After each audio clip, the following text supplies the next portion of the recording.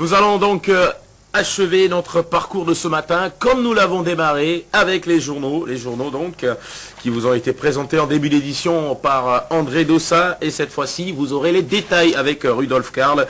Rudolf Karl qui revient, par exemple, sur cette malheureuse et tragique nouvelle que nous avons tous appris hier, le décès de Bernadette Agbossou-Soudji, et qui nous parlera aussi d'un autre événement assez important. C'est notamment l'installation de la coordination ABT 2011. Rudolf Karl, bonjour. François Vincent, bonjour. La triste nouvelle nous était parvenue hier sur ce plateau et en direct, nous vous l'avions servi. Bernadette Soudji Agbossou n'est plus, elle a succombé aux balles qu'elle a reçues lors d'un braquage qui se déroulait à la hauteur de Kpaou. Le drame s'est passé dans la nuit du lundi aux environs de 23 heures. Ce mercredi, presque tous les journaux y sont revenus avec beaucoup plus de précision. Dans la presse ce matin, c'est carrément une polémique qui s'est ouverte après ce décès tragique. Certains parlent d'un crime crapuleux perpétré par des malfrats sans foi ni loi, alors que d'autres versent dans la controverse, déclarant déjà sans aucune enquête que c'est un assassinat politique. Le pays émergent écrit en manchette que dans la mouvance présidentielle, on privilégie la thèse d'un assassinat politique prémédité. Mais un coup qui serait orchestré au sein même de la mouvance présidentielle, nous apprend le journal.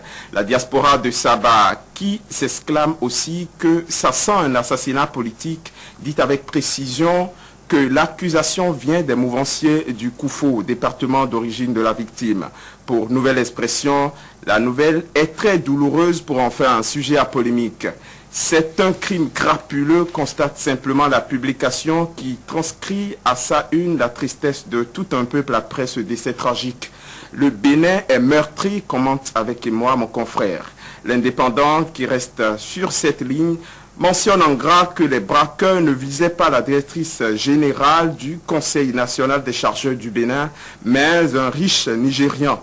Elle est tombée après avoir été touchée par ce que nous qualifions souvent de balles perdues. C'est dans Fraternité que Adrien Tchomakou fait un point exhaustif de la situation en tenant compte des éléments d'enquête livrés par les forces de sécurité.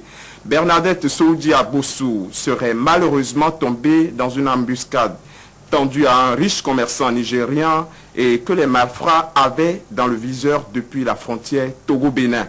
L'SDG se rendait à Grand Popo quand à la hauteur de Kpaou, l'irréparable s'est produit. Atteinte par une balle, son chauffeur l'a conduit rapidement à l'hôpital de zone de Ouida. Et c'est là qu'elle a rendu la vie quelques heures plus tard.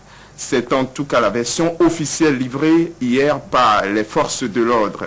Alors, toujours dans Fraternité, Léandre Adomo se demande: et si les partisans de Boni Yahi tournaient 3 fois leur langue avant de parler, eux qui, sans aucune enquête, répandaient déjà dans l'opinion l'idée d'un assassinat politique? La situation politique dans le pays est assez délicate pour développer de tels arguments. Maintenant, les acteurs politiques ont compris qu'il faut mettre la balle à terre. Le jeu de ping-pong autour de la loi électorale est fini entre l'Assemblée nationale et la Cour constitutionnelle. Les députés ont compris qu'il faut aller vite maintenant. Le journal L'Aurore nous offre la version corrigée de la loi en question et le confrère de la matinée nous apprend que les travaux sur la Sénat démarrent ce jeudi. L'informateur écrit que la bataille pour le contrôle de la Sénat a commencé. La publication souffle qu'il y a eu une réunion au palais et une autre chez Rumbedji dans la même journée d'hier. Le Parlement se presse pour assumer sa responsabilité dans le processus électoral, mais la grande inconnue qui turlupine la majorité des Béninois reste la LEPI.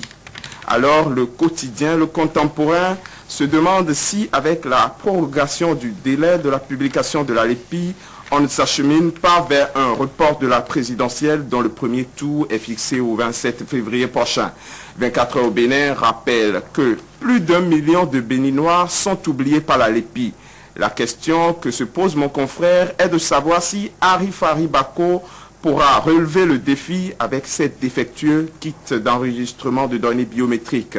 Fraternité fait savoir à Bako et à Rafatou Bachabi Houndékan, la présidente de la MERENA, qu'ils jouent leur crédibilité. En attendant que ces deux responsables chargés de la réalisation de la LEPI nous prouvent de quoi ils sont capables, la coalition ABT, elle, se met en ordre de bataille. Le Matin rapporte que le comité exécutif de ABT 2011 est prêt avec 50 membres. La Nouvelle Tribune revoit le nombre à la hausse pour ce confrère. C'est plutôt 52 personnalités qui composent l'état-major de ABT 2011. Le candidat unique de l'Union fait la nation fera aussi parler de lui, c'est pour très bientôt. Ce sera au stade Charles de Gaulle de Porto Novo. L'autre vision nous dit que Rumbedji veut rééditer l'espoir du stade de l'amitié de Cotonou. Maître Adrien Rumbedji attend près de 35 000 militants et sympathisants à Porto Novo, écrit le journal.